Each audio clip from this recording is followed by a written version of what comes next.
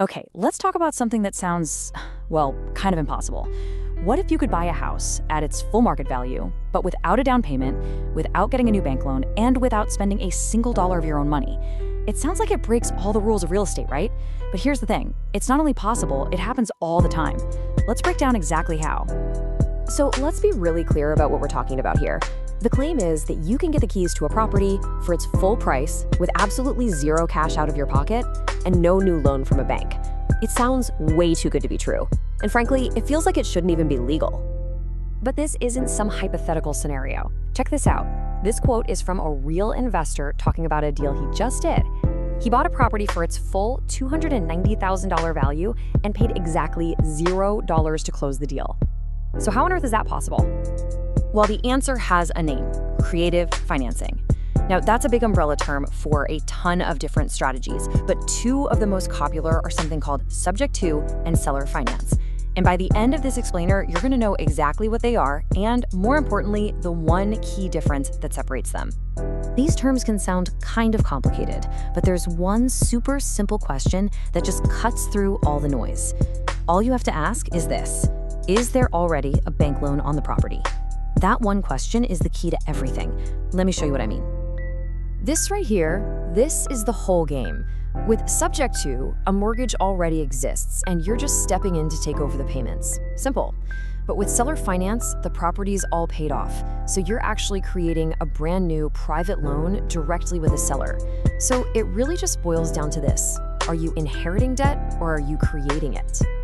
Okay, so in a subject to deal, you get the deed. I mean, you legally own the property. The only catch is that you own it subject to the seller's original mortgage. So that loan, it actually stays in their name, but you're the one who's making the monthly payments to the bank. Seller finance is pretty much the exact opposite scenario. In this case, the seller owns the house free and clear, no mortgage, no payments, and this allows them to step in and become the bank. They sell you the house, and you just make your monthly payments directly to them instead of some big traditional lender. Theory is one thing, but let's actually see what this looks like in the wild.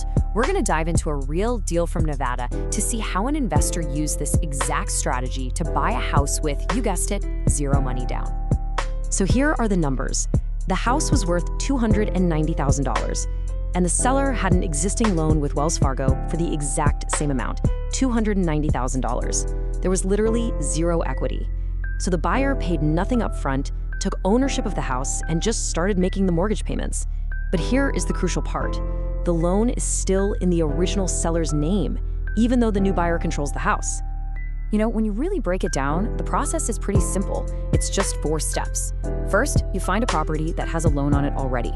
Second, you and the seller agree that you're going to be the one to take over those payments. Third, you make it all legal and official through title company, so the deed is in your name. And finally, you just start making those monthly payments. All right, let's switch gears and jump over to seller finance. If subject to is kind of like taking over someone else's car payments, think of seller finance like buying a used car that's already paid off. There are no payments to take over, which is great because it means you and the seller get to create a brand new payment plan from total scratch. In this setup, the seller basically becomes your own private lender. They hand you the keys and you get to bypass the banks completely. Think about that. No long applications, no credit checks, just a direct agreement between you and the person selling the house.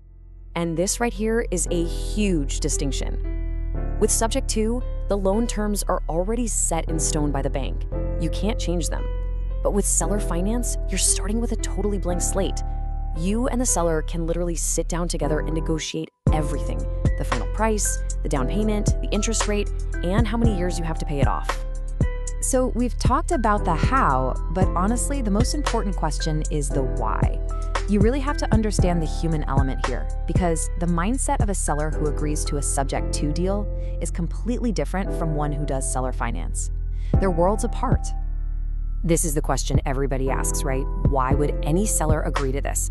Why wouldn't they just demand all their cash up front? The answer comes down to a really simple human dynamic. Are they running away from pain or are they running towards gain? This is the secret code right here. A subject to seller is motivated by pain. They have a problem they need solved, and they need it solved urgently. But a seller finance seller, they're motivated by gain. They're usually in a good financial position, and they see a way to make even more money over the long term. This quote from that Nevada deal perfectly captures that pain motivation. The seller simply could not afford the payments anymore. He needed out. The buyer wasn't lowballing him or being predatory.